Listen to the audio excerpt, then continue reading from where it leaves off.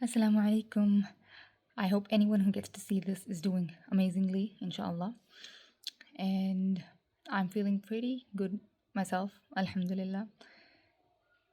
I've been thinking about what I should be talking about today. When I realized it's easy to talk about things when your heart is full. Basically, when it can be, you can either be feeling sad, full of despair, hurt, or filled with happiness, or full of love. But either way, when your heart's feeling full, it's much, much easier to talk about things passionately and just be bursting with excitement to talk about it. But the test is usually when your heart's, you can say, quite dried out. Yani it's not, you don't really have much feelings either way.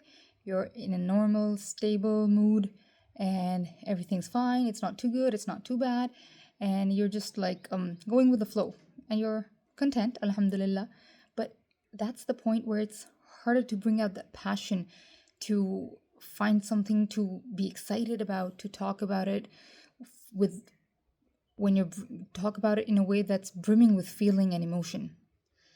And I feel like that's something that is true for dua as well. Especially now that we're in Ramadan, we're trying actively to make more dua, to get all of our duas accepted, to get closer to Allah. And sometimes we're in an emotional state where that's easy for us, where it's, you just sit down on your prayer mat and you're either sobbing your heart out or you're just so happy talking to Allah. But there are days where you feel nothing. You sit down on the prayer mat and you go like, what should I say? What should I talk about? What should I ask for even though you have needs, but you're just not feeling it. It's just like you're so dry, nothing's feeling worth it anymore. Not anymore in a bad sense, in the sense that you're just not passionate about it at this moment. And I feel like that's the point where we have to push ourselves, at least for the first 3 to 5 minutes, to make dua. We don't have, and I believe we shouldn't start, I believe we should never start this way, but that's just something off topic. But at this point especially, I believe we shouldn't start off by asking for our needs at this point, because we're already feeling so dried out, so unconnected. Is that a word? Disconnected? I guess it's disconnected. Anyways, I feel like we should start out by calling to Allah. Just calling to Him using the myriad of His beautiful names, and just trying to connect with Him and asking for things like an increase in our connection to Him, an increase in our closeness to Him, an increase in our iman, an increase in our taqwa, in our ability to make Him happy, make Him pleased with us, etc. After that, we should focus on the hereafter. And at this point, I believe we'll start feeling something. Even though we were feeling super dried out in the beginning of the dua, at this point, I feel we often start to feel some sort of that feeling we want to experience while we're having dua.